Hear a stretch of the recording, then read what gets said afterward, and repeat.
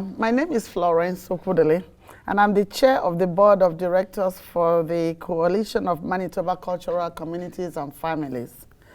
I want to welcome everyone here this morning to the series of dialogue which will be happening till the end of this year. These dialogues will be focusing attention on the theme of envisioning the future of Manitoba cultural communities. Before we start, I would like to share with you a video from the Federal Minister of Diversity, Inclusion, and Persons with Disabilities of Canada, Her Honorable Kamal Khera. Hello, bonjour. I want to begin by thanking Coalition of Manitoba Cultural Communities for Families for inviting me to participate in today's important series of discussions on the future of cultural communities in Manitoba.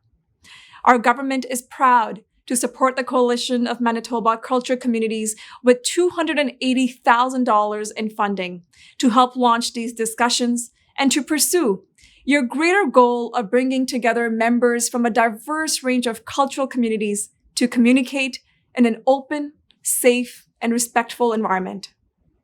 You know, in Canada, diversity is a fact, but inclusion is a choice. And it is a choice that all of you are making by being here today. You're making a choice of a better, brighter future for your communities, for Manitoba, and for all of Canada. I know your discussions will be thoughtful, engaging, and productive, and I wish you all the very best. Thank you for your work in celebrating Canada's diversity and making our country a more inclusive place for all Canadians.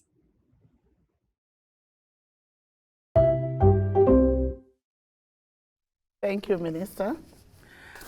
I would also want to welcome all the participants around the table and our guests who are joining us today.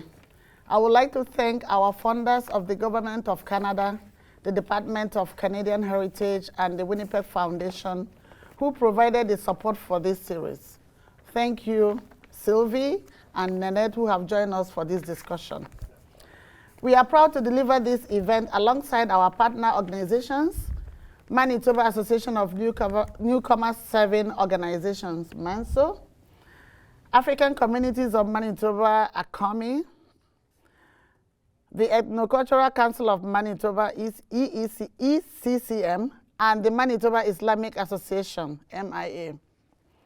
We wish to thank our video production partner of Multicultural Media for their support and guidance for our video studio production taking place here at Shaw Studios here in Winnipeg. CMCCF is a non-profit organization that brings together through dialogue diverse individuals to promote the well-being of Manitoba cultural communities. We are here dedicated to building relationships based on trust and respect and dignity. For the past number of years, we've been working within our cultural community networks to reduce vulnerabilities and amplify diverse voices to create safe spaces that meet the needs of our communities by engaging service providers and policymakers. Promoting social justice, equity, diversity, and inclusion is essential for creating a more inclusive and equitable society for all. And I'm sure everyone agrees to this.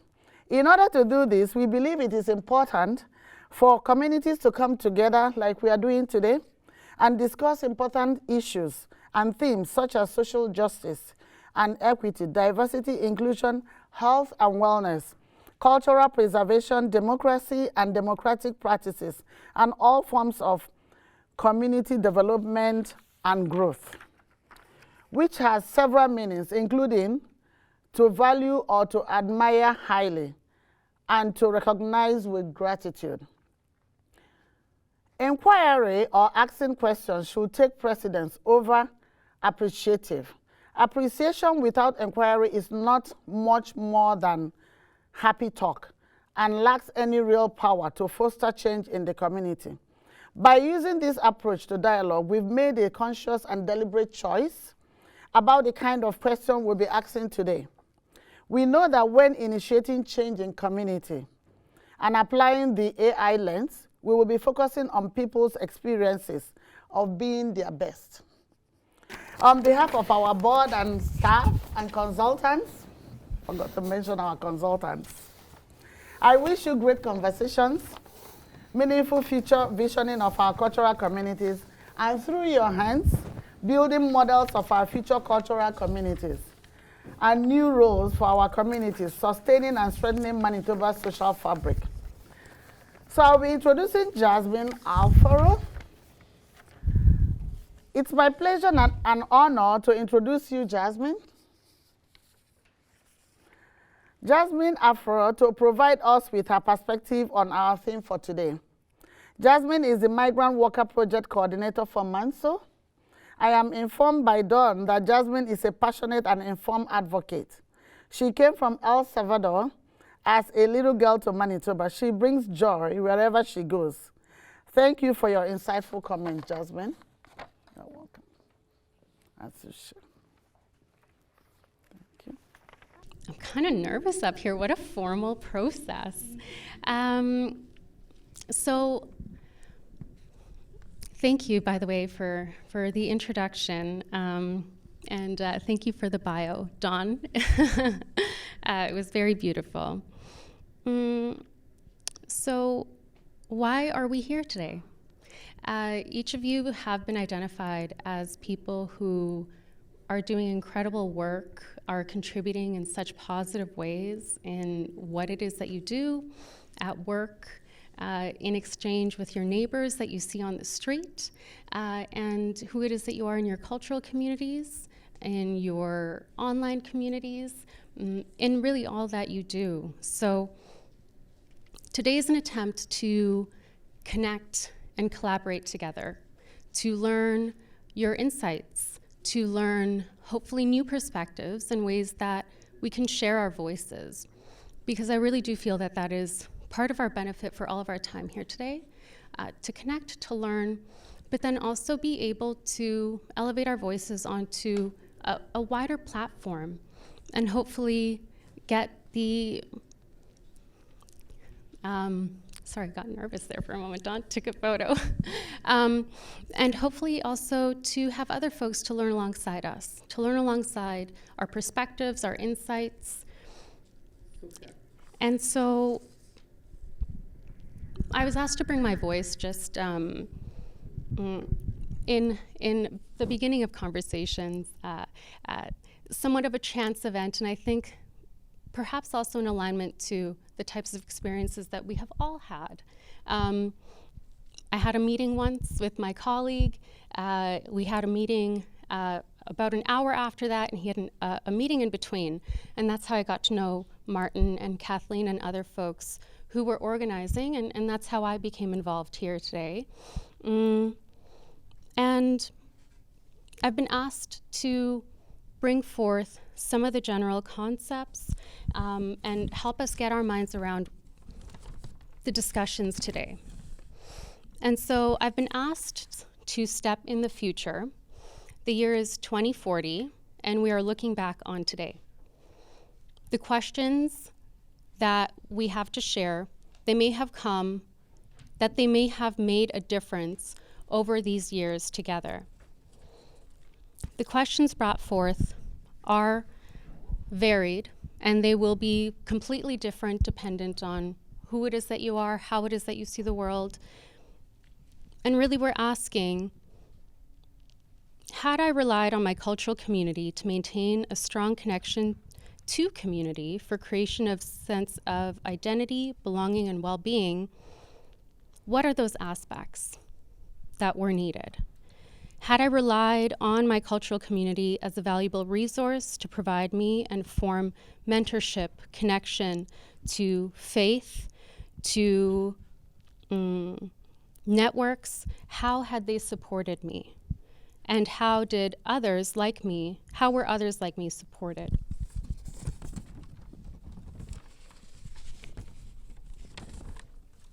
So I'll expand on thinking back from that future.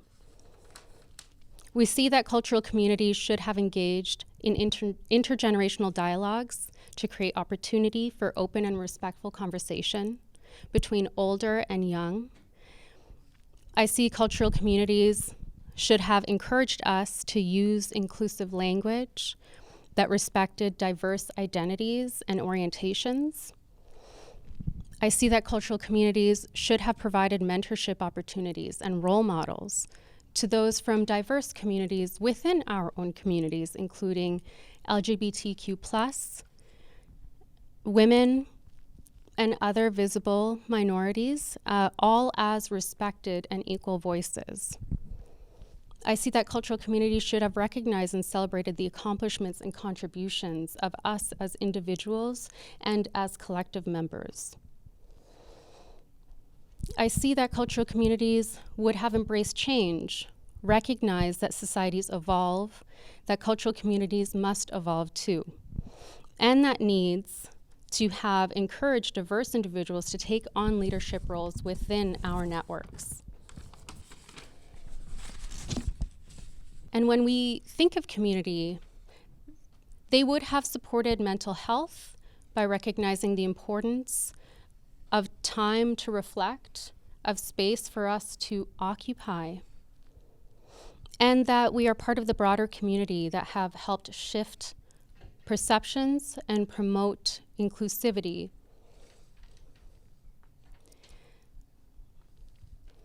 And in continuing this community dialogue, we are in conversation and collaboration about the futures of cultural communities in Canada, recognizing leadership within the streets and avenues that we live on and occupy on Indigenous lands, recognizing reconciliation as part of our future within neighborhoods in the municipalities or cities that we live in, and also recognizing our connections locally, networks, community groups, and thinking beyond to some of the larger connections we have, either as women, as men, as advisors, as students, as learners. So, united to promote the well-being of cultural communities, I thank you so much for your time and space that you take here. Please take it. Please say what you need to say. Please learn, please share. We have all so much to learn from each other. Thank you. Thank you once again. I would like to introduce Paul, Chair of the Board for the Multicultural Channel Media, to introduce the staff and directors for today's session.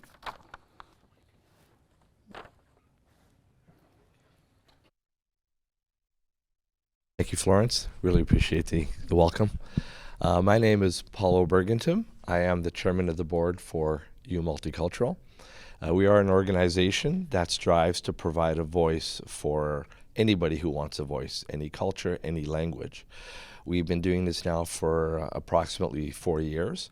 We represent approximately 30 different cultures right now, including Indigenous culture as well. We do several Indigenous programming, such as residential schools. We also provide programming for Indigenous languages. Right now, at the moment, we have several employees under Multicultural who are here today. We have Yulia on camera. She's one of our Ukrainian journalists. We have Zuhur, who happens to be in the control room. He's taking care of the Muslim community. We have Ryan, who takes care of our radio. Again, various cultures, various programming. And we also have, of course, Taya, who's our executive director. She drives a bus. So she's the one that keeps us all in line and keeps things under control. I'd like to also thank our supporting partners for being here today. And it's a big deal for us because we like to work with different communities and different partners. And moving forward, we would love to do more collaboration with all these partners because we do believe in your vision. So thank you again for having us here, and thank you very much for doing this as well with us. So thank you, and have a great day. I would like to introduce my co-facilitators, Kathleen and Martin. I know I've spoken about them before. Martin is the executive director for CMCCF, and Kathleen is the project manager for ECCMB. Welcome, Kathleen Thank and you. Martin. All right. Thanks, Florence. You're welcome. All right. So hello and welcome, everyone. I'm just going to do some, just a quick little intro to what's happening today, and then I'm going to hand it over to Martin. So as Jasmine mentioned, really today is about dialogue. We want to hear your voice, get your inputs on the way that this project that we're doing right now will sort of evolve and what will come out of it. So hearing from each of you is extremely important. So you'll see at your tables there's lots of stuff on it right now. So throughout the day, we do ask that you use some of those resources to write things down. There's Post-it notes.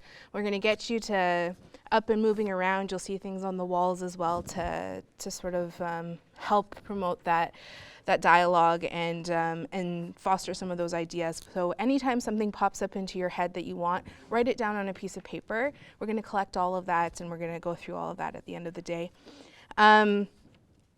We are also, I think there's on your tables you'll see what we call our norms. So things to sort of help generate those ideas and lead us through these conversations. So things like remembering when we're thinking of ideas, remembering that we're thinking of it as in the future. So I think Martin's using the year 2030 I've seen pop up around here, which doesn't seem that far away, but we're going to use that number in our mind. So in the next 7 years, where do we think the future of cultural communities will be? And the work that CMCCF's doing, where will it lead to from there? So really we want you to sort of stretch your current thinking. We want you to envision the brightest future together, and help us sort of draft what future conversations will look like for our organization. Martin and I are the co-facilitators for today, so we will be around to help you if you're stuck in conversation. If you have any questions or clarifications that you need, just sort of seek out one of us. We'll be walking around, and then we're going to help just sort of with that dialogue. So help sort of guide those conversations. 2040. We're at it another 10 years. Cool. So just think about it in the future for sure, giving us maybe a decade or two. So I'm going to hand it over to Martin to go over a little bit more rules, but I'm around. I'm really excited to have conversations with you today. So Thanks. I'll go it over to Martin. So a couple things, just to be very clear. You do not have the norms, but we do have handouts for you that we'll be passing on before our first round. Before I go forward, I want to bring Steve forward to do an important element of our work today. In your briefing note that you received, have most of you read the briefing note, at least something within the briefing note? You have copies that you were given at the very beginning as you walked in. Those briefing notes would have identified 9 themes that we want you to think about today and to select from for your conversation. One of the other lenses we want you to think about it, because we have people from out of Winnipeg here today, we want you to think about rural Manitoba as well, and that lens within the context of the conversations you're having today. But to begin the process, we need you to actually help us identify the 5 themes that you're going to be speaking about and actually deliberating on today. So I'll pass this on to Steve. I'm Steve Felger. I'm a member of the CMCCF team, and I know that you're in for a treat today as we go through our dialogue. You've already heard from Florence and from Kathleen a little bit about the appreciative inquiry process that we're going to be using. The best way for those of you who are unfamiliar with it is to just experience it as we go through a number of phases in the dialogue today. A couple of things that I'll just mention about it is that it's very much a focus on being strength-based. It's going to be very positive. We want you to think about the future of cultural communities in 2030, 2040, but we want you to think of it also in terms of the strengths and assets that communities already bring to the table. As we go through, you'll see that this is really about not only thinking about the future, but dreaming about the future. What are the possibilities for cultural communities from your perspective? So those are things that we will keep coming back to. But what I want to do is just take a moment to get us started on this process. Martin mentioned the themes that we had sent out to you in a briefing document a while ago. You also received this morning when you came in a shortened version of that. So if you have it in front of you, I just ask you to just take it out, because what I'd like you to do over the next couple of minutes is to basically review all of those themes and begin to identify for yourself what would be the top 3 priorities that are most relevant and meaningful to you, that if you had an opportunity to participate in a dialogue about them, would be the things that you would like to talk about today. On your table, you'll find Post-it notes. What we would like you to do to start is to identify your top 3 priorities. So on each single piece of Post-it note, we'd like you to identify the title of the theme, whether it's your first, second, or third choice, and to put your name on that Post-it note as well. Once you've had a chance to do that, if you haven't noticed on the walls behind you, you will see all 9 of those themes. What we would ask you to do is then take a couple of minutes to go with your Post-it note and put it with the theme that's on the wall. What we will then do is give you an opportunity to actually then move into a group that you've identified as potentially one you would like to speak about today, because it's a priority conversation for you, which will mean that we will then be moving people around to the various tables, so you'll be with folks who have identified similar themes of priority. So with that, let me just check if there's any questions about that process before we give you a few minutes to think it through, identify your priorities, and then we'll have you move to the tables that will reflect the theme itself. And we will number each of the tables so you'll know which table to go to. So if there are no questions on that, again, I just want to thank all of you for joining. We're looking forward to an amazing conversation and learning from all of you, and for you sharing your wisdom and the future of communities. So we'll give you a few minutes to do that. And if there are any questions through the process, just please feel free to ask us.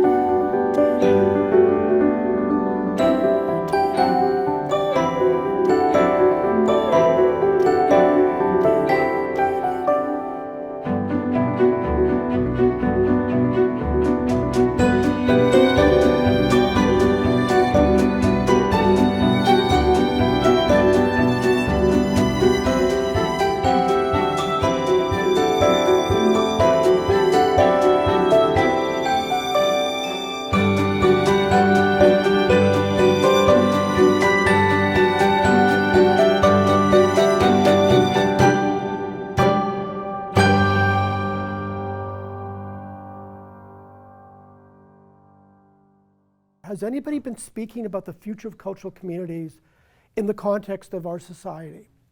So we went out and started speaking to policymakers here in Winnipeg and across Canada. And the message was, never thought of that, that's not our agenda. Shocking, really shocking, especially since Canada has actually increased its population by 1 million people in the last 4 years. Manitoba's population of immigrants is 20%. I mean, we're looking at large numbers of people, but we're not talking about the communities that they come from, but more importantly, how the communities support them. Because we know over and over again, and we've had conversations with ACOMI, with other organizations, who said, we are delivering a lot of these programs and we don't have any resources. And we're helping all the time, but we're a community and no one's recognizing that we exist. So we thought, time to put it on the map. And that's why this is the first conversation of many. And we believe because we're doing this in a way that's documenting this conversation and the other 4 conversations that are coming forward in the next month or couple of months, we're going to have on our website really good information and ideas and people speaking about what matters to community. So I wanted to let you know that's the reason why we're here today. And we're really passionate that this is a really important story to tell. So if you have other ideas about how to share this information, but also when the videos are being produced and they'll be edited, this one will be out within 2 weeks on our website. It's going to be shared with our 4 partners. It's going to be on Multicultural site. Take it and actually remind us who you want to share that with and actually ensure you actually direct people to this video and the other 4 that are going to be produced after that. And I would probably think this is not a bad conversation to have with the new government as well, which I think makes a lot of sense. So let's agree today that this is a conversation we need to carry on and we need to spread widely to all of our community organizations. Because we know many of the organizations are fatigued, leadership is waning, all those issues. Those are the negative things. But today we're talking about what's the future needing to become. So we're actually planning and actually planting ideas about the future today, that we will actually generate the resources and marshal resources to move toward together. So that's really our objective for today. And that's really, in a sense, that's the reason why we are here. And this is why we need to start this conversation today. So at your table, identify somebody to be your recorder. So while you're having your dialogue and your discussions, to just take notes of some important points that come up or things that you would like to have discussed further or bring to the attention of the facilitators and the staff. Like I said, Martin and I will be walking around while you're having that dialogue. If you have any questions, feel free to connect with both of us and we can help sort of guide you through the discussion. And then for all of you at the table, please, again, we want to really encourage you to just speak your mind. If things come up, you'll also see at your table, there's paper that's pasted down. Everyone learns differently, everyone processes differently. Feel free to doodle on that paper. All of this stuff we will collect and we will go through later. So yeah, if something comes up, grab a marker out of the bin or a pen and doodle on that paper, on your Post-it notes, anything like that. We really want to foster good conversation today, okay?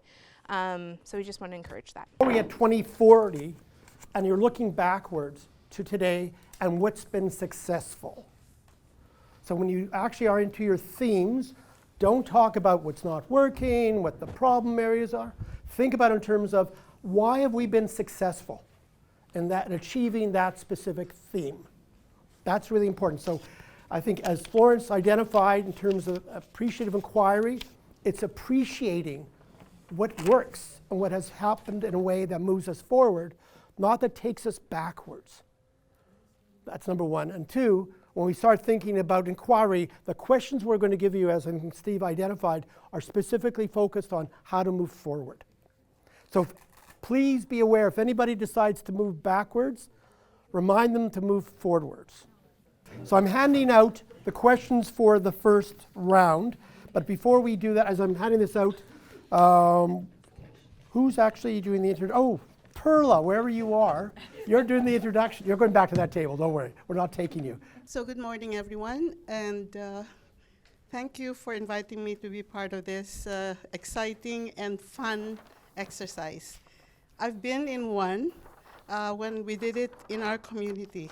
So I'm pretty sure it will be a really fruitful and enjoyable experience for everyone. So my role is to introduce round one.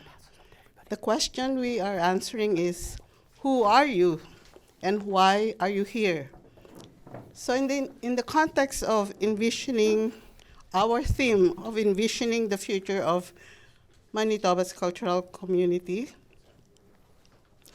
discovery, which will be a shared exploration of everyone, would involve identifying and celebrating the existing strengths, assets, and successes within these communities.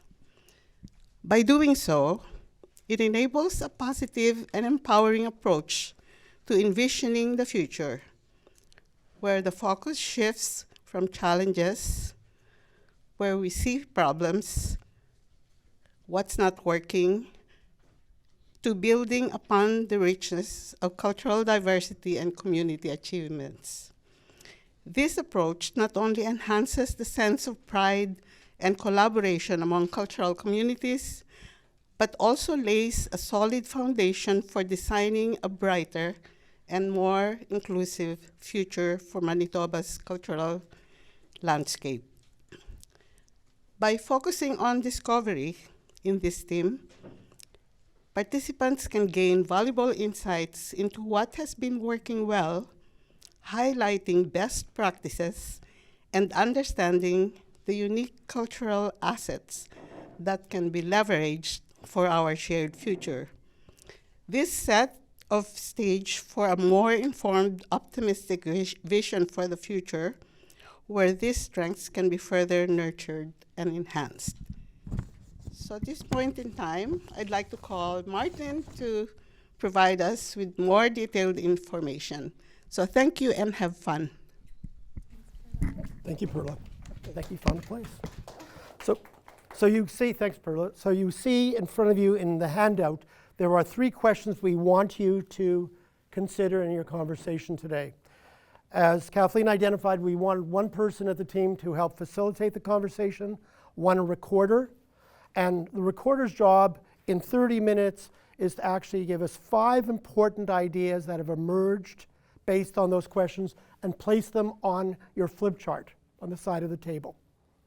I'll let you know when to do that. So please select somebody who's facilitating, somebody who's the recorder, and at the end of this in 30 minutes, 5 ideas that have emerged based on the questions that have been asked. Okay? Okay, so let's go.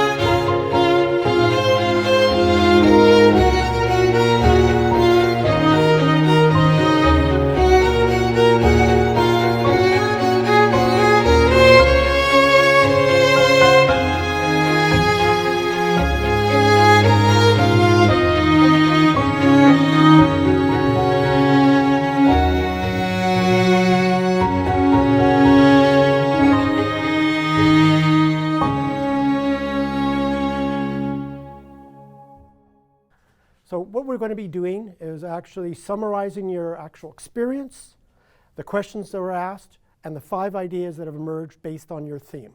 Who wants to start? You want to start first? Okay. Okay. Our group discussed preservation of cultural communities. So all of us here, we chose it as our first choice, which is very, very key to to our mind. And from what we have listed here, preservation of identity is very, very important. And that means our language, our food, our dressing, our belief, our cultural beliefs. And we know that with all this, since we are coming from diverse backgrounds, and we don't want to lose any of this, which is very, very important to us, and want to, give it to the next generation that is coming. So be it in 20 years, 30 years, or 40 years, these children that we have will still have our language, which is very, very important to us. Our food is important. We come with different types of food. We come here also, we see other type of food which we embrace. And then our belief, we believe in different things. We have Christians, we have Muslims, and we want to preserve that. So it's very, very important to us. And I pass to Noreen. Thank you, Rita. So we had a really dynamic discussion today. It was really interesting. Second one we came up with was freedom of expression. So one of the things that's challenging is to be able to be yourself. So freedom of expression came out in different layers of dress, being who you are. Some people who, let's say, have an accent, that's a freedom of expression as well. Educating others along with that, but also individuals taking the initiative to educate themselves about other cultures. So, but there's a lot more to it, but I'll just pass it over to Rita. We also have intergenerational continuity. We have, as a parent, I want my children, to know the stories behind us, the stories that were passed on to us. I want to tell them all the folktale stories that we were told, all the proverbs. We have it as a family. My husband is writing it down because the children are even asking for it. They are craving for it. They want to know, why do we do this? Why do we do that? We want to pass it on to them. And they are, by doing that, we are kind of creating that awareness in them, who they are. You don't want to lose who you are. Everything about you. Your name is important. I have a son who has a long name. He would rather tell you how to pronounce that name than you shortening that name. Which he says to you, if you shorten it, it loses its meaning. And it's very, very important to him. And for all of us too, I'm sure it's also the same thing. As we come from different backgrounds, we have different names, and it means a lot, to us. We don't want to lose our names. We don't want to lose our food. We don't want to lose our languages. We want to carry it on to the next generation. From generation to generation, it's passed on. And these children are proud of it. Very, very proud of it. The next one was culture-dedicated events, and this really got all of us excited because those are the spaces where you're just like, yes, I'm home. So culture-dedicated events, I know there was Mo had mentioned about Folkorama being once a year, and that's very limited tokenism, and really, quite frankly. So culture-dedicated events was, what was really fascinating here was that it also brought different cultures together. It's not just isolated as just one homogenous culture. It was very intercultural. And that was really, exciting to hear when we came to that discussion. And the last one is the continue networking events like this that we're having. Is very, very important. We are grateful that it's been, it's being conducted the way it is being conducted. Everybody is sharing, what is important to us, and we are bringing it forward for the government to know, wherever we are, the community to know what is important to us, for them to bring it to fall, to whoever is in the position to do something about it. Like we mentioned, one of the students here said, if the languages were taught in school also, if it's focused on, they will very much appreciate it. They have to learn the Arabic in the university, but if they had been taught, while they were little, that is going to help them. Although we teach as parents from home, but it may not be really enough, because they spend most of their time in school. So they have to now do like extra courses in school to learn the language, which is important to them. So by having this event is very, very important, and we hope to see more of it in future. Thank you. Thank you very much. Who wants to go next? There you go. In our group, we handle the question 5, which is cultivating leadership skills. If you see the board, there's a lot of rich conversation that went on here. And then we started our presentation by actually sharing an experience about a school principal who was nice to a parent. This parent had met a particular principal who came here at the age of 9, but at the time she met her, the principal was about 40-something, And so then met another principal in the same school, a different school, different location. But this principal was able to be so nice to this mother and was able to relate, and even told the mother, I came to this country at the age of 9, and this is what happened. So we built on that story and we came up with all this. And so we said the first thing is planting a seed. That we are working towards seeds are being planted. A very good seed is planted in the children right now, based on whatever activity is going on in the house, the exposure, the conversation, taking them out. And then we said they're going to have rich identity and a voice. I remember a principal saying we are hybrid. Saying, look, my children, they are hybrid. They already have experience in their country and they're coming to Canada. And I only know Canada. That's what she said. And so these kids, these youth, future leaders are going to be like hybrid. They're able to balance up their culture and able to balance up what is expected in Canada. There's empathy, like the story of the principal. There was so much empathy in this particular principal. He was able to relate. And as a result of that, this principal even gave this lady a meeting, because she arrived in October, late October, and there was cold. She was really cold. And it really endeared this mother to this particular principal. And that he could relate and translate that particular experience in empowering this newcomer parents. So we joined this because we said 5, we didn't want to miss representation, clear vision, and clear goals. As a youth that is well empowered, there's that clear vision. They know where they are going to. And that makes you a better representative of who you are. You're able to speak. You're able to be open because you were received. And you were, you were received and you want to pass back that. I've met people who say, this is what happened to me, you have to experience it. And I've met people who say, I want to change the narrative. And I've met people say, even though my experience was bad, but now I'm in Canada, I want to share something better. So we say, with that you have a better vision, a better goal, and what to give out. And then we talked about integration. Integration is big, it's just all encompassing. What are we going to do to integrate well? So our youth are looking at, that aspect of integration, and with that will come with compassion, not just compliance. Not just compliance, but compassion, because compassion makes you go beyond the borders, makes you think outside the box. So that is the 2040 youth leaders who are going to emerge based on what we are doing. And like we said, part of this is a process of that integration.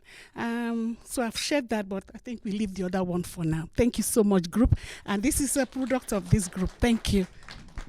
Our topic is representation by promoting cultural sensitivity and responsiveness through tradition, communities, structures, and processes. We came up with, through our discussion, everybody was great at this table and everybody was very passionate about our topic. So our first one is, together and through collaboration, we can find solutions and build a bright future. Yes, we can do that. When we came, we gave an example, as most of us have children here. Some of us brought our children here. Our children are growing. Our numbers are growing. So in the year 2040, we're going to have a large multicultural community here, which is a positive thing. With that, we are hoping our children will be able to learn our culture, appreciate our culture. We want to create more awareness. At the same time, we want to also have the chance, which we've been told or we learn that it's been improved these days, especially child and family services. We know what people go through, children being apprehended, on and on and on. Families breaking down because of the culture here, because we bring in our culture and then we have the Canadian culture here. But we are growing, and so we are hoping by the year 2040, we will be able to have that improved. Improvement is going on, and most of the children, working, but we're hoping to be far. And then number two, we said we highlighted the importance of multicultural involved in all government and community systems. Example, the schools, housing, employment and stuff. We will like to, or we're hoping we will, to be involved in all that multiculturalism and have more of our community organizations being set up, resources being given to them. Sometimes it's very difficult for the smaller communities to even build up. Structures are not there. And bringing our culture here, we are hoping that it will be more improved. Sometimes there are even no resources for the smaller ones to have their organization moving on. But we gave an example where we have the African communities of Manitoba, ACOMI, doing a great job, and they are incorporating most of the other smaller communities. Trainings have been going on. We have our sister who can attest to that here with the Sierra Leonean communities, that they've been improved and they're going on. So yes, those things are coming up. We also said validation that it's okay to be different and who we are. Yes, in the year 2040, we're gonna be so, chested, with our chests out walking, very proud of who we are and what we've become. We want our children, when they walk into an office for an interview, they won't have their heads down, they will have their heads up, because they know who they are. They've learned the culture, and they know the importance of what they can also bring into the Canadian community. We talk about, discover that we have been bring positive changes with some system, especially the child and family service that I mentioned. Sometimes it's not only child and family service, but family allowance even also brings a lot of issues when man and wife have to decide what the money is going to be used for, or who gets the money, and those kind of things. If we get more, or we will be getting more education on that, we will be oriented with all the system here, and ours will be implemented as well. What we do in our culture and who handles the money, we both do here in Canada, but we'll be able to put all these things together. The fifth one that we talked about is cultural communities are being resourced. Yes, even though we haven't, in the year 2040, we will have most of the cultural resources, communities being resourced. There will be staffing. There will be receptionists who is being paid. We won't be told, no, you don't qualify for that. We will have all that being implemented, and there will be a shared vision among all the ethnocultural communities here. Thank you. Hello, everyone. We have a very interesting topic here, integration. I'm sure if we hadn't done this well in the past, none of us would be here today, right? We all have different experiences of what integration means, right? So for us here, what we discussed was that how do we improve the mechanisms and processes of how we get integrated into Canadian culture. So now we're talking about, we're having this feeling of being welcome, right? Everyone comes in the airport, there's somebody waiting for you. When I came in here, the Sierra Leonean community visited me and I felt welcome, right? So you're giving the resources to settle, right? So we want more expanded mechanism to get more resources to settle. And then all these feelings come with it. I mean, this intrinsic feeling within you, bounce out. You feel accepted, you feel belonged, right? So, but then what also helped this is the fact that there are programs you can access when you come in, right? It's not that you're left in the in the desert or in the sea and nobody is here to help you. No, you have resources, you have programs. I mean, and all of those sense gives you the feeling within that you're not discriminated, right? Those access to those resources helps you to settle. It helps you to embrace the feeling that you're part of this community and you're not left alone. And then, of course, the feeling of finding a new home starts to creep in. Oh, now I've got a new home, a home away from home, I'm having all these resources, I'm having all these feelings within me. So you don't feel like just coming and then leaving the next day, You want to build on the experience of what are those things that we experience. And then, of course, you feel less anxiety, uncertainty, because when we leave our homes, we all come with different dreams. I mean, if the rate and manner at which you receive and access of resources can determine how you feel. So if you feel much more comfortable, then this is a home to settle. And I think Canada has offered that opportunity for all of us here. Now for question 2 and 3, we combine, and how do we build upon this, right? Well, this has already been said. We need more resources, we need more programs to facilitate and expand upon the existing programs we have now, especially for newcomers. And because we know more newcomers will come because of the way the world is at the moment. There are wars, there are droughts, there are natural events, so we have to expect newcomers. So how do we embrace those change would have to be something that we have to think about in the next 10 to 15 years.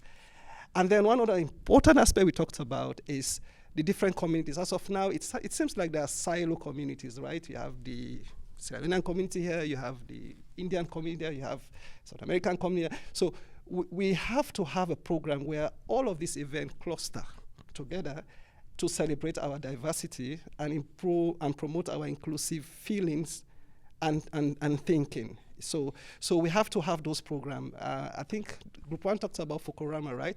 The way Fukurama is organized as it says, you have a week dedicated to one culture, to one continent. Probably we can think about a cluster where we have those different events cluster in 1 week, for example. Today is Africa, tomorrow is Latin America, the next day is Spanish culture, all of those things. So it will enable people to move into different, exposure to different cultures and different programs and activities, rather than just be focused on 1 week, on one program, on one continent, and then that's it. You're not motivated to move to another continent or to another system. And of course, we talked about the parenting style has to change. This is a very important thing, right? How do we get our children to embrace 2 cultures, right? The Canadian culture and their home culture. And sometimes it's quite a bit of a challenge if we don't include programs like parenting style. How do others have done it? How do we actually get our kids to embrace a new culture and at the same time maintain their existing or preserve their own culture? So it's something that is not been talked about much. I haven't benefited from it yet. I haven't seen any program that talks about how do you deal with the new parenting change. I mean, our children have to have this. So this in short are some of the points we discussed in this group. Thank you. So we're just going to get started on the next portion of, we have 2 more activities for you for sort of this vision of what our future for CMCCF is going to be. I'm going to introduce Don, who is from the Manitoba Association of Newcomer Serving Organizations. Lots of us in this room know who he is. Don supports through MANSO small centers, so anything that's outside of Winnipeg, looking at rural communities and helping all of the newcomer organizations that are supporting newcomers in our small centers in Manitoba. Don helps to sort of coordinate their activities. So he's a super vital role in the work that Settlement is doing here in Manitoba. So I just want to introduce him. He's going to give you a little bit of information about our next activity, and then I'll take over. We're going to talk about dreaming, and I want to share with you a really old dream, and I know that because it's older than me, and I'm older than most of you. Almost 60 years ago to this day, Martin Luther King shared his dream. He had a dream. And that dream still inspires us today. If you've never heard it, just type in I Have a Dream, MLK, and you'll get it. Every year on January 15th, I listen to it, and every year it inspires me again. The core of his dream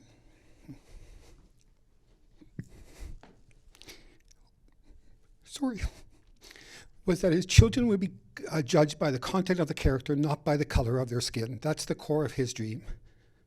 Since then, so much of that dream has come to life, and we have so far to go. And that's what dreams do. They inspire us, they share us. And so in this next stage, I want to hear all of you say, I have a dream. And I want you to inspire us. And I bet you 60 years from now, there'll be some giant bald guy standing up here with a microphone saying, I'll be long gone, but there'll be somebody here saying, I remember when people in Winnipeg had a dream together, and it changed Manitoba and made it better.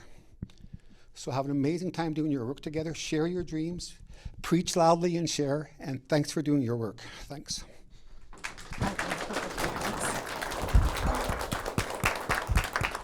Awesome, Dawn. Dawn always makes me want to cry, just because Dawn always cries, and it's amazing. All right, so as you know, and you've probably seen as you were sort of wandering around the room, we've got these big posters over here. And we want to sort of visualize what all of the conversations that you had this morning in your themes and your groups, we want to sort of put them to paper now. We want to conceptualize a vision for your theme that CMCCF can use in the work that we're doing. So there will be a handout that's going to come around to your groups. You are going to stay in the groups that you worked with earlier.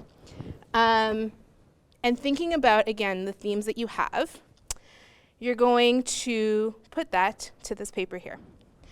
So I'm going to read a little bit of a blurb.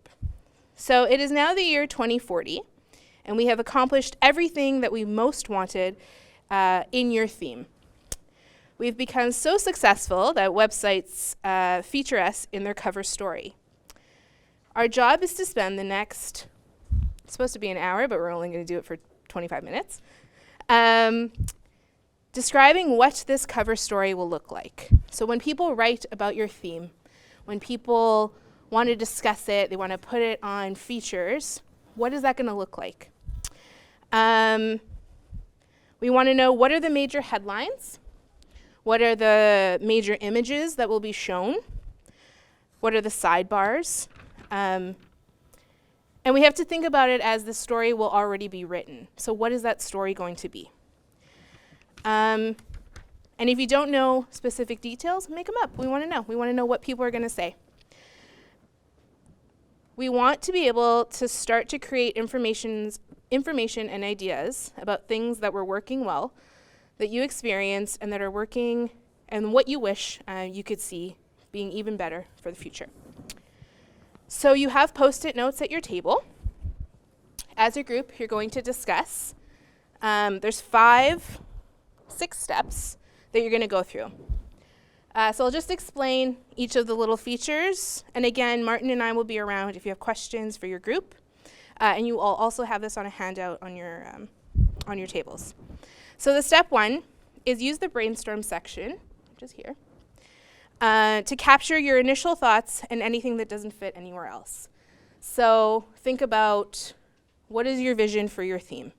What's a catchy headline? What does that look like? Your cover, which will include the major headline, central images that convey the big story about your theme. Step 3 is quotes. These you can make up. Use this area to capture what people are saying about the potential success of your theme. So what are people saying about the group that's worth quoting, and who is of importance and who is saying it? Step 4 is to identify vivid images. So down here. You can draw them, you can type them out, you can whatever that looks like. Bring out the highlights of the story. So what kind of image supports your headlines? You know, with every news story you have, there's always a picture that's attached to it. Step 5 is your headline. So big headlines. You want bold, short sentences that convey the main story, key events, actions, and accomplishments. And then step 6 is sidebars. So support the cover stories with such materials as profiles of key people, small success stories that you invent. What are the supporting sidebar stories? And which one would look like the picture or graph or image. So for those of you that are talking about collaboration between communities, is there going to be a big story about maybe two ethnocultural communities that maybe haven't had a lot of exposure, they're working together? Could that be a story and a headline? What does that look like? If we're talking about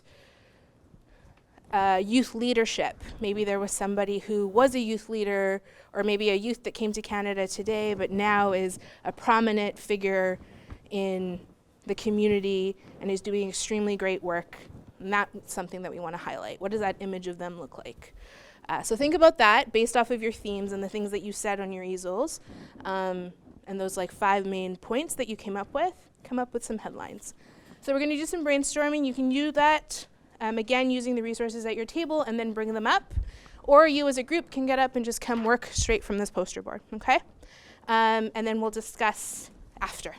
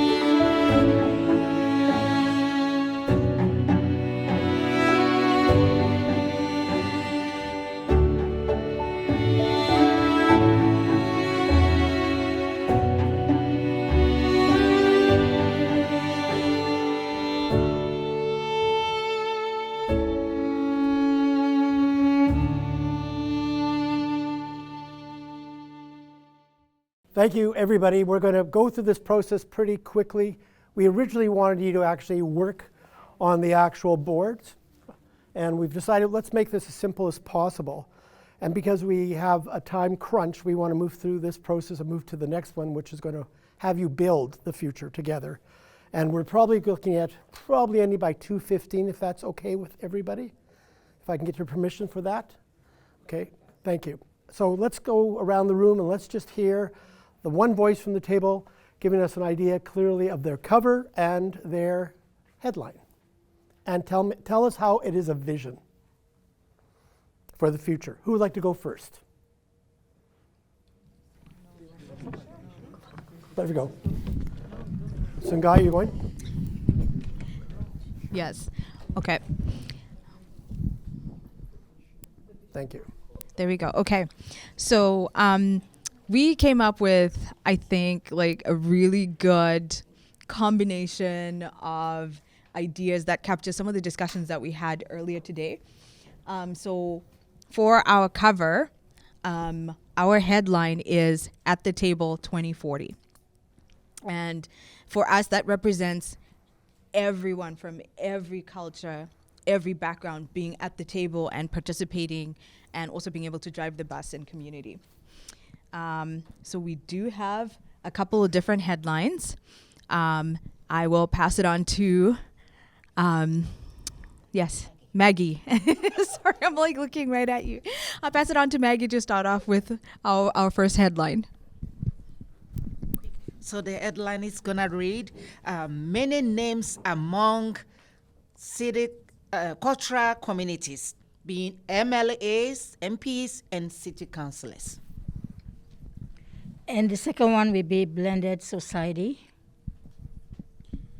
The third one will be at the table, communities discussing the educational curriculum and how to shape it to be more of encompassing the whole society, so that children grow knowing and understanding and accepting the value systems that are inherent in the communities, as opposed to now, which is sort of one-sided curriculum. That would be the table.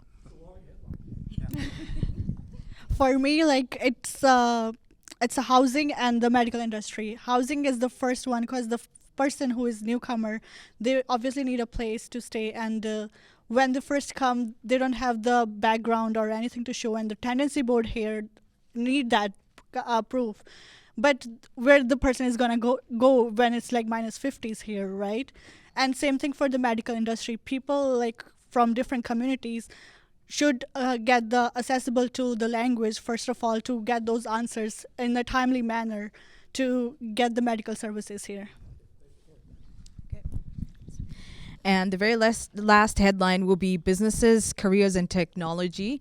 So at the table, so for example, if we're looking at careers that are typically non-traditional, like aerospace, you get to be able to see different faces and ourselves represented in those communities. Oh, yes, our quote. Sorry, we managed to put together a quote. So, blended cultures of Manitoba, leading in innovation, education, economic prosperity, and social well-being. Great. Good job. Who's next? 2 minutes. You're 2 minutes, please. Our headline is very snappy. We talked about integration. For us, our headline is Manitoba leads Canada by having more than 30% of its MLAs from multicultural communities. That's our headlines. And our quotes, or some of the quotes we had, is Manitoba becomes the first province in Canada to have more MLAs from multicultural communities, and moving forward in style through integration. And the last one, it's epic. More multicultural MLAs accepted in Manitoba.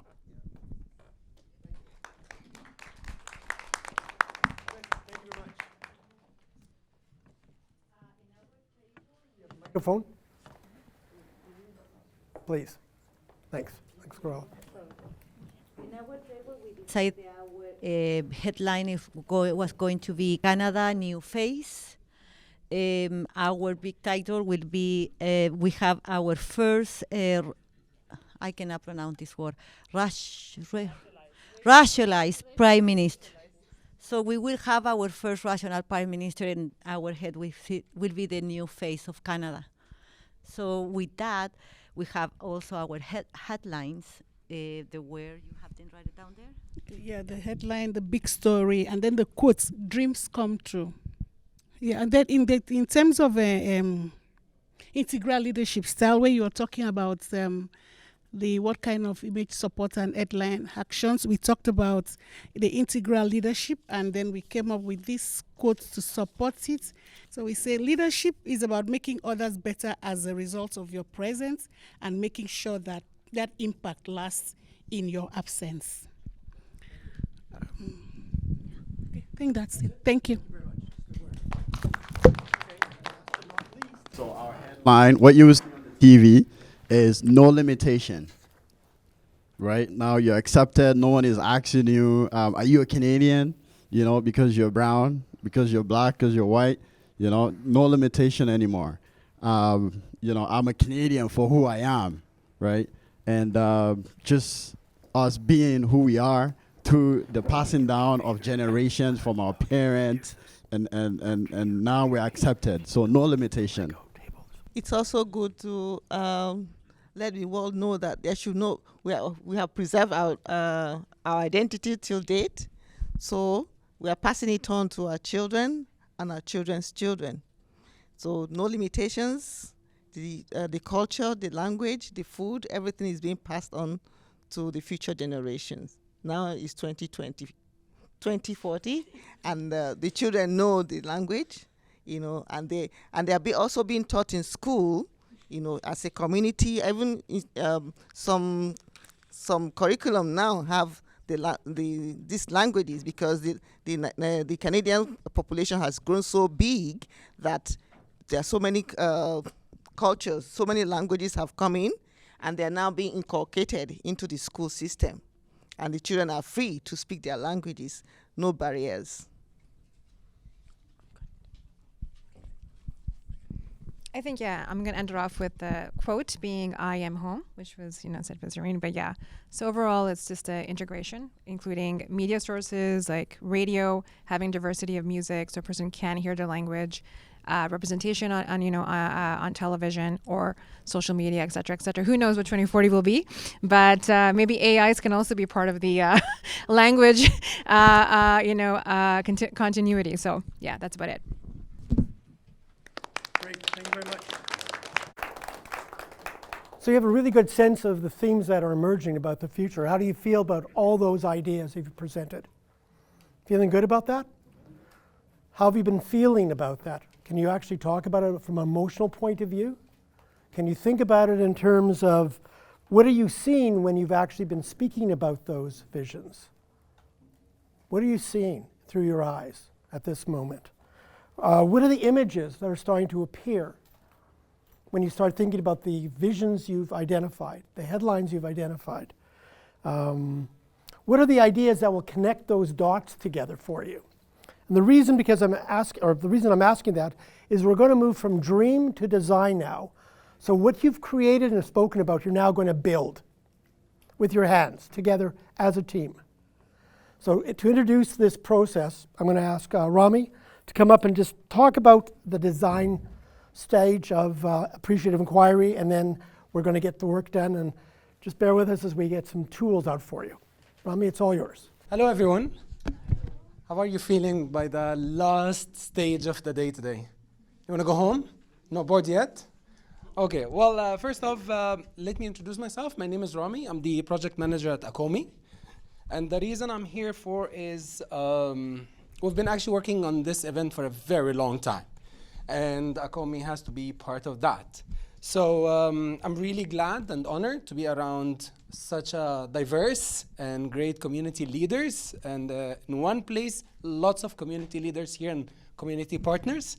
So when we talk about dream and design, and this is the last stage, it's actually the fun stage because it has the Lego part. We need to say that the design stage is appreciative. Inquiring is creatively planning how to turn dreams and aspirations into actionable steps. We've already talked so many times. Maybe we need to put things into action. And to do that, you need to manage it. So this involves collaborative discussions to develop specific strategies and initiatives. Everyone's input is valued to create a shared visions, action steps together. So this stage, we focus on breaking down the larger dream into manageable tasks, setting timelines, and defining responsibilities. You all consider what resources, such as people, time, and money, that are needed to execute the plans effectively. And this design stage promotes ongoing assessment and adjustment of the plans to ensure that align with the desired future and adapt to changing circumstances. The main reason for this day today, in my own perspective, is to put words into actions, and nothing better than building it in a game like a Lego. So by that, let me get back to Martin so he can actually explain more about the instructions and give you details about the third round. Thank you so much and have fun in the game. Thank you. So each one of you have at your table the handout, and it gives the instructions for Lego. You're going to play with Lego now. So this is going to be a pretty fast process. Rami's bringing out your tools right now, and I'll explain how you're going to do it. And there's another box of Lego too. Okay. How many of you actually grew up playing with Lego? Not you? I just have to tell you a very quick story. I've been trained on serious Lego playing, which is this game. This is usually a $5,000 kit. So I went to nephews, relatives, and asked, can I have your Lego? And most of them said, And they all have they have grown-up adult children, and I'm like, so you still have it, you want to get rid of it? No, because when they come home, they want to still play Lego. So I had to go around and actually steal this from all my relatives with all the nephews and nieces who obviously lost their Legos, so they can't play with it anymore. So this is what we're going to do. It's going to be relatively fast. So you all come up with an idea of a vision for the future. So you're going to create and build that vision first, together. And then we're going to stop and you're going to talk about the meaning of that actual plan and the actual model that you've actually created. And then I'm going to ask you to build where we are now in terms of that vision. And the last part is, how do you bridge them? The first one's going to take a bit more time. And that's going to be very much, you are going to self-organize it. And you're going to play with this and you're going to be able to construct it together. So you have to play nice with each other. You have to actually look at the bricks that you want to take. And we are going to be taking pictures of it. So do not destroy the models after this because we still want to keep them. Any questions about Lego? Then this is the first task. No one seems to have a problem. This is your first task, each one of you. Each one of you come here quickly and get 7 bricks. Right now, please, right now. 7 bricks only. And I'll tell you what you're going to do with them.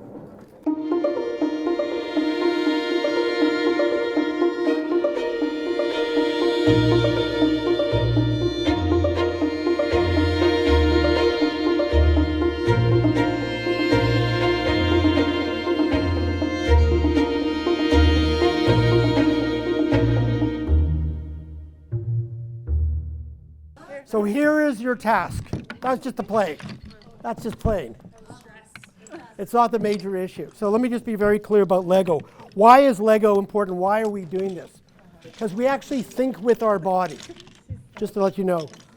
We learn cognitively and are influenced by the way the body actually interacts with the world that we're in.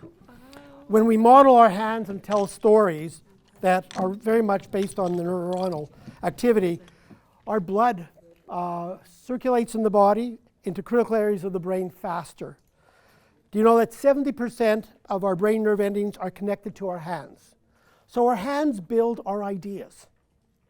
That's really important to know. So here is the question or the statement I'm asking you to think about when you're actually going to be building your model of the vision of the future. Is think of all the images you've been talking about and thinking about, the way you've been feeling about it. And now what I want you to do in 20 minutes is build the model of the future that you actually described to us in your vision. Take as many as you want from here. You've got the base. You're now working as one group. So you actually have to coordinate. You have to plan this out together. You have to look at all the various blocks you have. And you're going to build it in that one base that I left with you. The green bases, blue, and I think the salmon base. And you've got 20 minutes to build the model of the future vision as you see it now. And then what's going to be important is when we come back in 20 minutes, is tell us the meaning of what you've built. Okay? Are you okay with the instructions? 20 minutes, work together, build the future as you've described it for your theme. Okay? So you've got 20 minutes, let's go.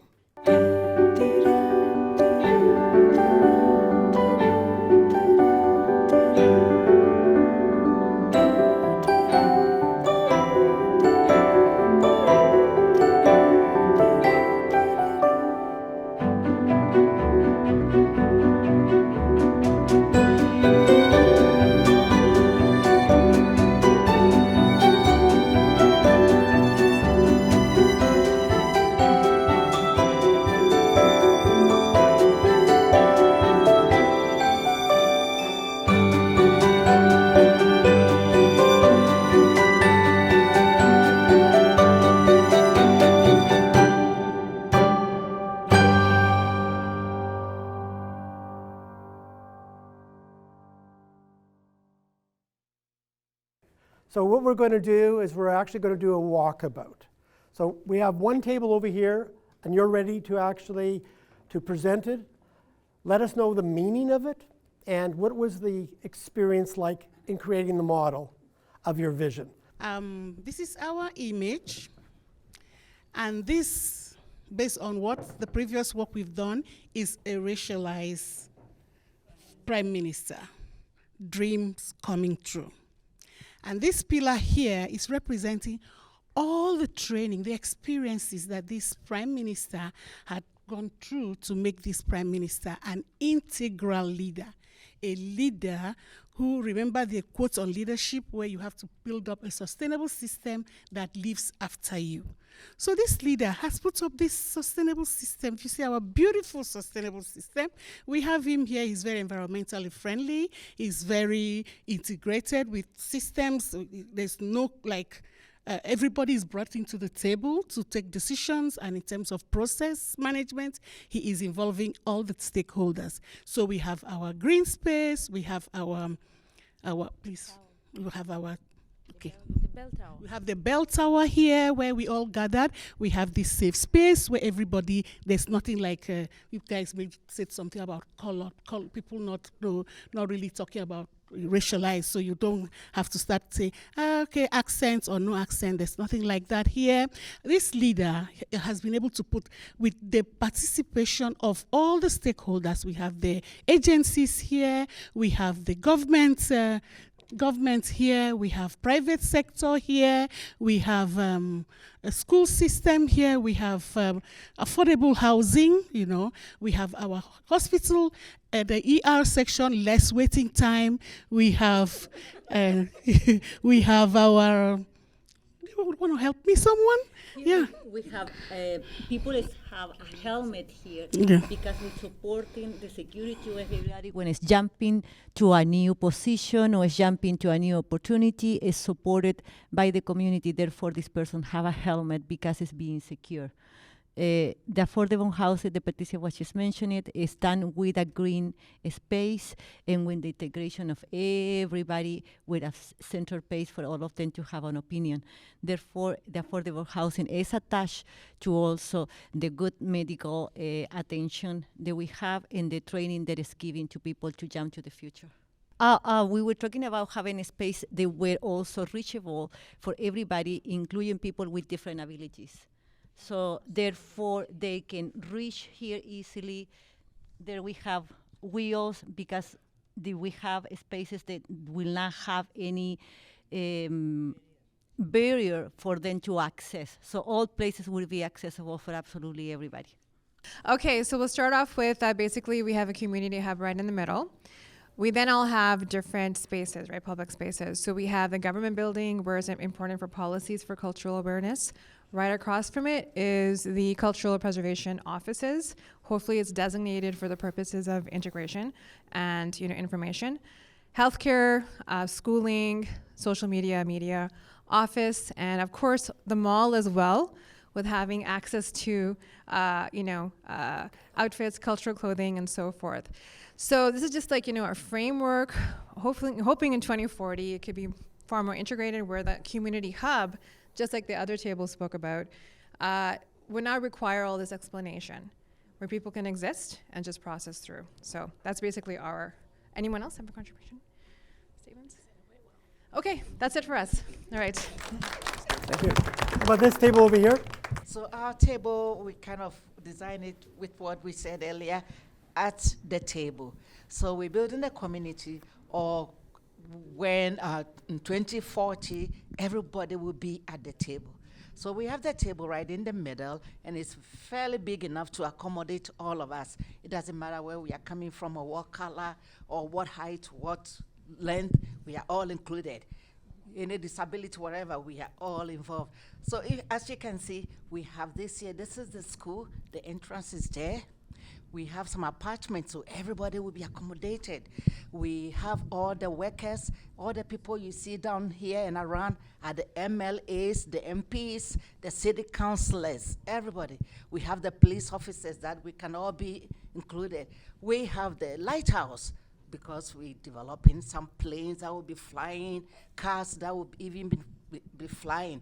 We have our intellectual designers here, architectural design. We have an AI over here. Because, yes, yeah, that is how far we get into. Yes, yeah. And we even have, look, we have some of the AI personalities here all around. We have the police officer, we have any of the professions that you can think of. Any other one? Yeah, the network and social. We all live in a social world right now, right? We cannot do without social media. So we have the Twitter. We have our Twitter building over here, and Facebook is over there, and yeah. Any other future? And I think she also included the flying car in there, so we will be flying cars in 2040 for sure. I think that's like everything, like just encompassing everyone and being able to like communicate together, being at the table and building a community together. So. And don't forget, we even have the soccer.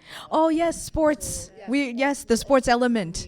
So all different sports. FC will be Bala FC will be the best. There we go. Can I ask you one question? What struck you about the process of working together to build with your hands? I think it was the creativity. Like we all were able to contribute in our own ways and just like from our own different perspectives. Some of us have played with Lego, some of us haven't. And so just the, even for those who haven't played with Lego, it was just how creative because of how they've grown up playing with different items. And so bringing that. Thank you. Thank you. Let's go to this table then. Thank you. Welcome, everyone. As you can see, ours is the most compact Lego building that you can see. Why? Because we are talking about integration. And this shows that we are all together. Diversity is our strength. Because as you can see from our building, it has so many different colors because we are all diverse in our different ways. And we still made provision for protection in terms of the future. We will be there. We are all together. Because of our differences, we are stronger together. And as you can see, there's always room for growth. That's why the base is the most solid foundation, is the most solid part of our structure because of the integration policies that we have. Everybody is there, so we can always build upon what we have. And that's why the foundation is so thick and strong, because there's always room for growth. And we know that in 2040, we'll all be together. In our diversity, we are growing, and that will be our strength. Thank you. I think embracing all this is the fact that we have beautiful flowers here. This embrace our sustainable thinking, because we're all thinking about the future, and the down basement is green, so we want to see more green. So that's all. Does she want to say something? One of the things that made us work effectively was the non-judgmental environment, that we were able to express ourselves. We are not afraid to make mistakes. Our accent wasn't an issue, so people were able to contribute freely into the process. Thank you. Thank you. I'm going to ask you a question. If you think about in a year from now, you have policymakers doing the same activity with you, who may not know much about community, may not, or some may. How do you think that will go if you're actually doing the same exercise, asking about what the future of cultural communities would be? Would it be seen the same view, same vision? I think their perspective will change a little bit, because they make these policies just from their own ideas and their own perspectives, not from the community perspectives. So basically interacting with the communities themselves, I'm sure their perspective about some of these policies will definitely change. Okay. Carola? Let me drink with your question, because to me, having policymakers sitting down with us will be like, wow, please do so. I can see how we can have maybe, because the experience, because the life experience and all what we have in this room is beautiful. we may have some hesitance from them, but at the same time, I think it will be positive because they will be enriched with our knowledge, they will be enriched with our life experience, they will be enriched with all the inputs that we have.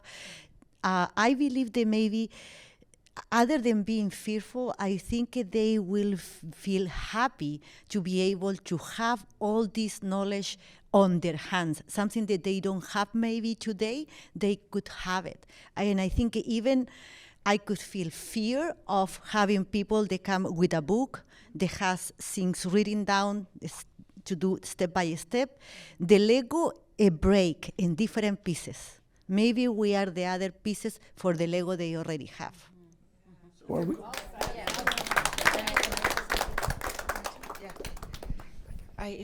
I also think this will kind of create an opportunity for policymakers to change some of the ideas. I'm not saying what they've done is not right or not good. Policies were made before most of us migrated here. So they set the rules already. It's okay, we kind of understand. We acknowledge that. All that we are saying now is we are growing. Many of us are here, and those policies have to change. So when we are at the table, we're going to be speaking more, and hopefully they're going to be hearing. I learned that repetition helps a lot, especially if you're working with, people who do not know. You repeat, they will understand. We want more opportunities like this, so we're going to be talking, and hopefully they will understand, they will hear, they will change the policies. Take the schools, for instance. The schools were built before we came, so they have the program here as it is. Fine. Look at the apartments or the houses they build with 2 bedrooms, 1 bedroom, 3 bedrooms. Hey, we come with like 10 children. So they have to know, even the people building, our builders, or when they're doing the infrastructure and everything, they have to know to start changing and listening to us. And then when we come to immigration, family reunification is very important for us. We go with family. You want to know how many family members I have here now, or that we look after? We want that all to be included. So when we bring in our people, they will understand. They will change the policy. The policy won't deprive us of bringing our people. That's what we are saying. I just want to say one thing. I think in the books, the Canadian Multicultural Act is there at federal level, and all provinces have these acts. So even in Manitoba, as we're discussing our table, it says we are all one society, united under one laws, values, aspirations, and responsibilities. All we are asking is these things come to the ground and reach every level of communities, so reach everybody in the society. That's all. Anybody else want to make another statement? Because we don't know where this video is going to go, but I suspect policymakers will be listening to what we're saying now. Okay. Yeah, I think my own contribution to this is that policymakers approach decisions from evidence, right? So it's good that they have the evidence right. So how do we get the evidence? As you already said here, is to have these voices on the table to define their problems, to define their needs, and define their concerns. And from there, they'll be able to now see how they'll be able to build the blocks of, formulating policies that are promote integration and policies that actually speaks to individual and collective interest. Because some of these policies may have intended consequences, and so they will have unintended consequences. So we want the intended consequences to be good policies, right? So by expanding on one sector of multiculturalism, they'll be expanding or harvesting outcomes in some other areas, which all comes together to form, one Manitoba, one society. So we sound very hopeful moving forward. So one of the things, and just to let you know, our vision within the year is bringing communities and policymakers together on a range of topics. That's our vision moving forward. However we do that, we're going to need your help for that. So thank you for this activity. Thank you for building the future. And now we're going to come to the end. We're going to ask Jasmine and Rami, if you want to come over here, please. Okay, so I was saying that is very impressive. I was a little kid and I thought I'm good with Lego, but after seeing that, I was like, man, I am nowhere near these people. So that's amazing. So we're going to actually reflect on the whole day today, so it's more of like a sum up for today. And I'll be the interviewer today, and Jazz is gonna go ahead with the reflection. So, Jazz, the themes we discussed today were preservation of cultural communities, cultivating leadership skills, those are the themes, representation by promoting cultural sensitivity and responsiveness, and integration. What are some of the key takeaways from today's conversation and collaboration in conversation about the future of cultural communities in Canada? Okay, well, first I'm gonna start off by saying thank you so much to everyone. I wish I had more time to hear your voices today. I'm so grateful that part of the conversations were documented. And also just creating partnerships and connections with all you folks to, again, contribute back to this crucial conversation, truly. It impacts all of our lives in how we are right now and how we will be. So first off, what we learned today was that communities are not a monolith. There are folks here from similar communities, part of different community organizations, folks who are here not as part of community organizations, but here as themselves and who it is that they are.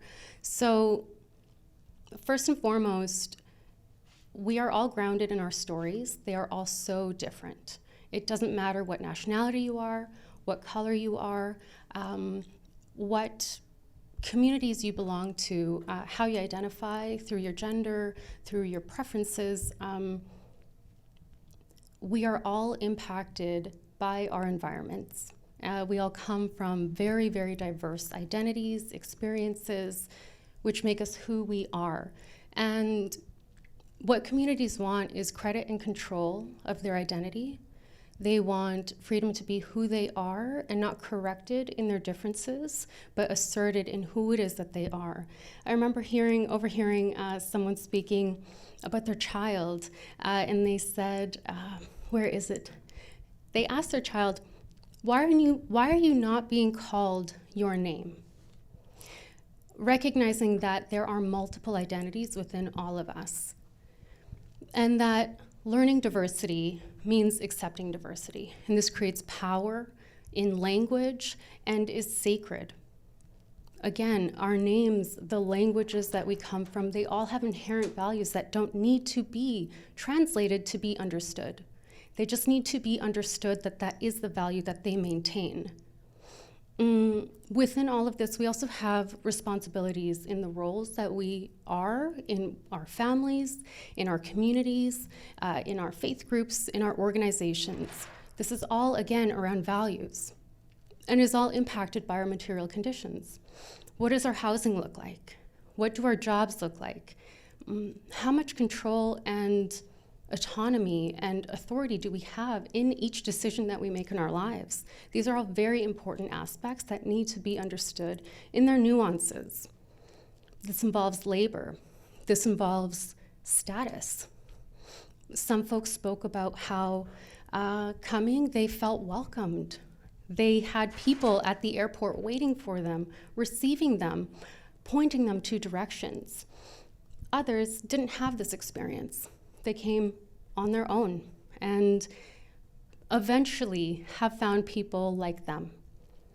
So the ability to be received and accepted is extremely important. I also witnessed a lot of bravery in sharing. Some people also spoke about, I believe actually it might have been Trisha, spoke about compassion, not just compliance, in terms of what it is that we expect and want in our interactions.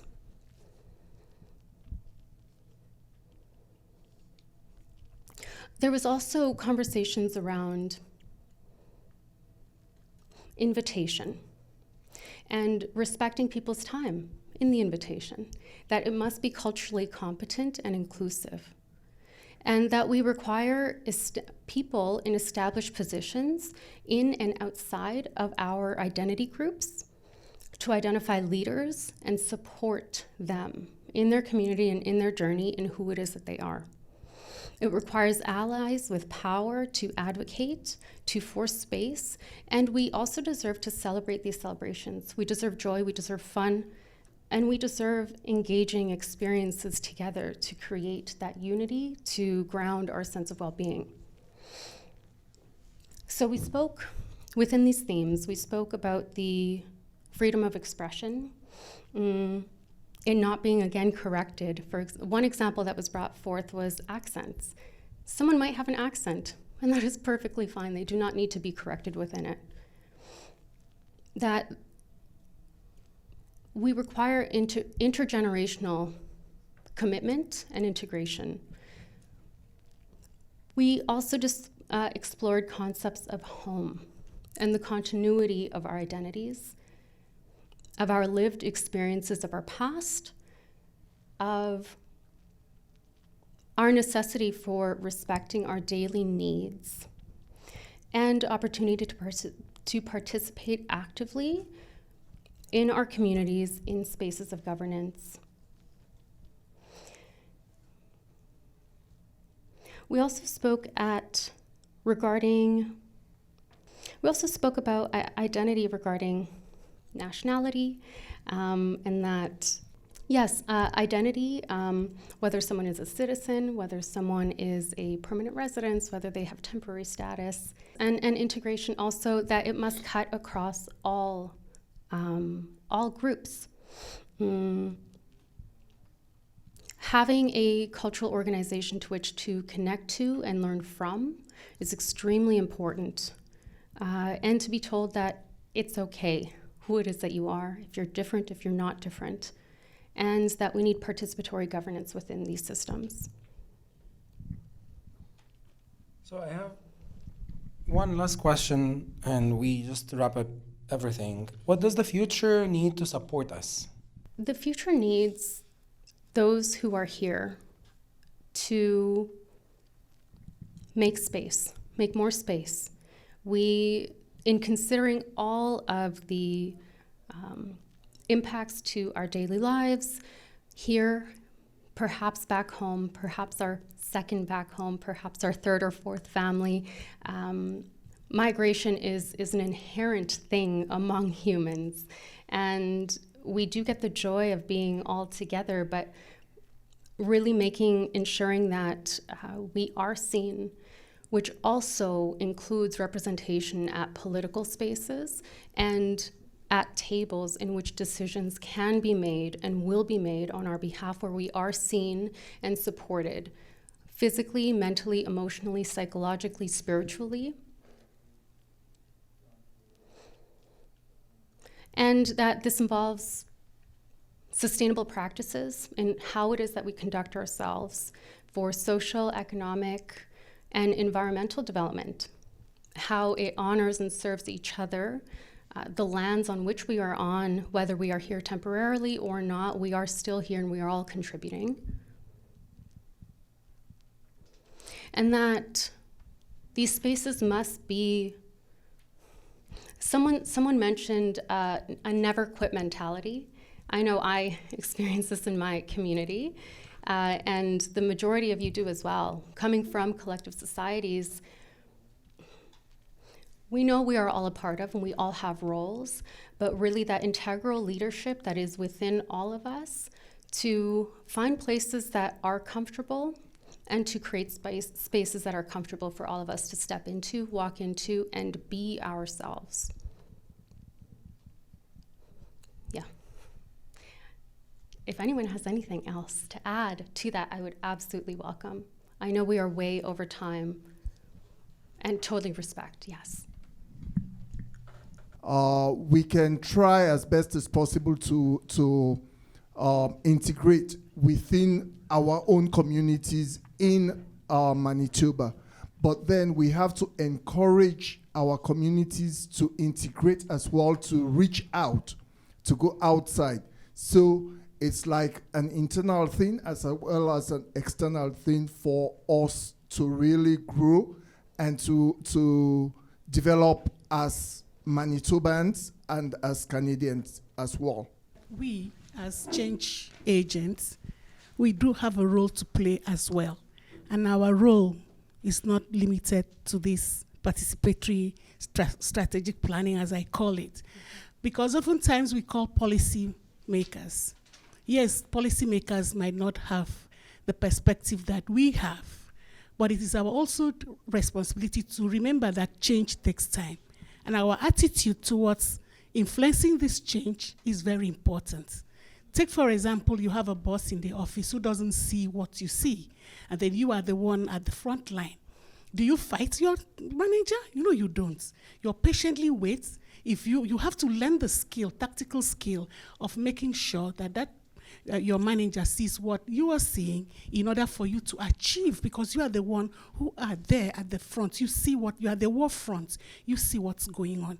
So I think that we also need to work on our attitude, our own thinking that our superiority, like I have been there before, and I had to discipline myself because it was like fighting the rock.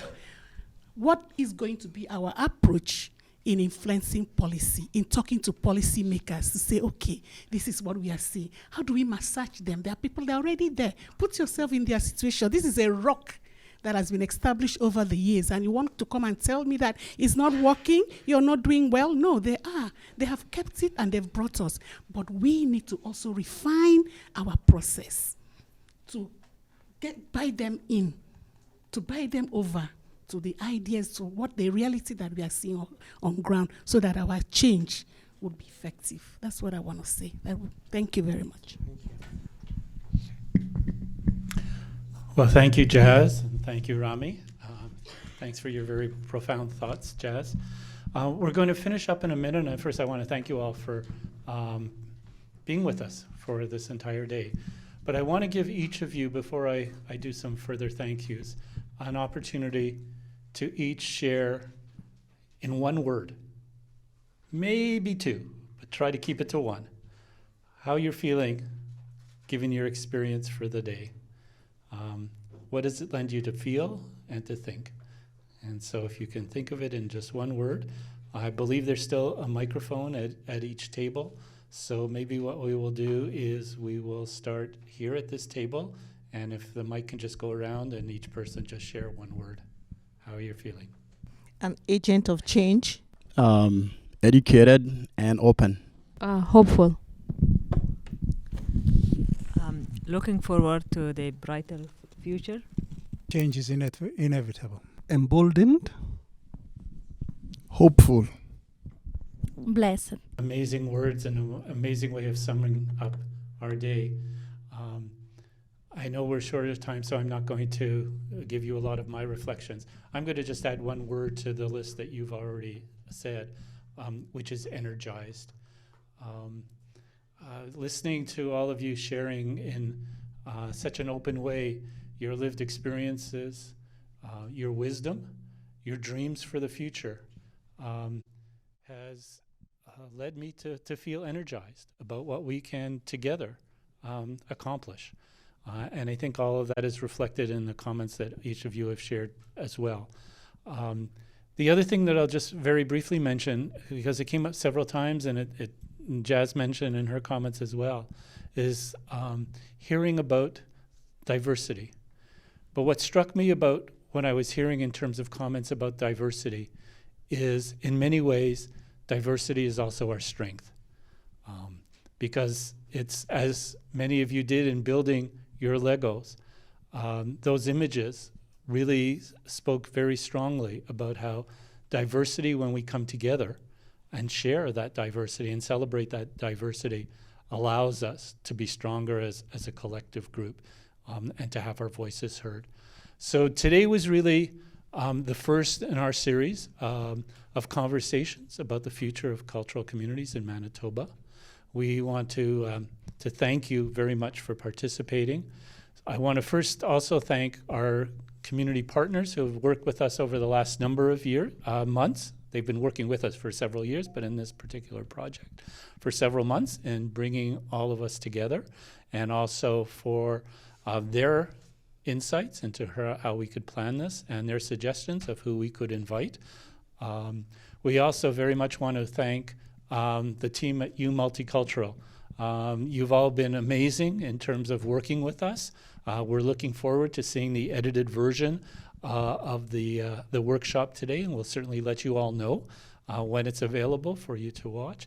We also thank the Multicultural team for your patience. I know we've gone over time, and we very much appreciate the fact that you've been able to stay with us during that period of time. And Shaw Studios for making this available for us, as well as hopefully a safe space for us to come together. We also want to very much thank the folks at CMCCF and our board. Some of our members are here for their support in allowing us to move forward in this conversation.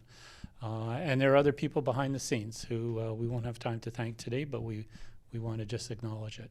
But thank you all for coming. You really are the ones who drive this process forward. And whether it's conversations in the future with regard to policymakers who we wish to bring into this process, it will be important not only to get them at the table and for them to listen, but will be even more important is for us to be able to convince them to take down their guard and actually play with us in building Lego together. So we will work on that over the course of the coming months. As I said, we will be having a series of additional conversations in the next few months as well. We will certainly let you know about those. Our next one is scheduled for October 25th, following our annual general meeting. We're hoping to see a number of you at that event as well. And we also want to thank our funders again, both our federal funder and the Winnipeg Foundation, because it's with them that we're able to move this forward. We will also finally just be sending you out a feedback form in an email in the next few days. Please provide us with feedback in terms of your experience and what we can do better for next time. And if there's something in what you say that we would like to follow up with you, we will be in touch, and we hope we can have a further conversation with you about that. So thank you for giving up your Saturday, particularly the Saturday of a long weekend. Enjoy the rest of the day and the long weekend, and we'll look forward to seeing you again at our future events.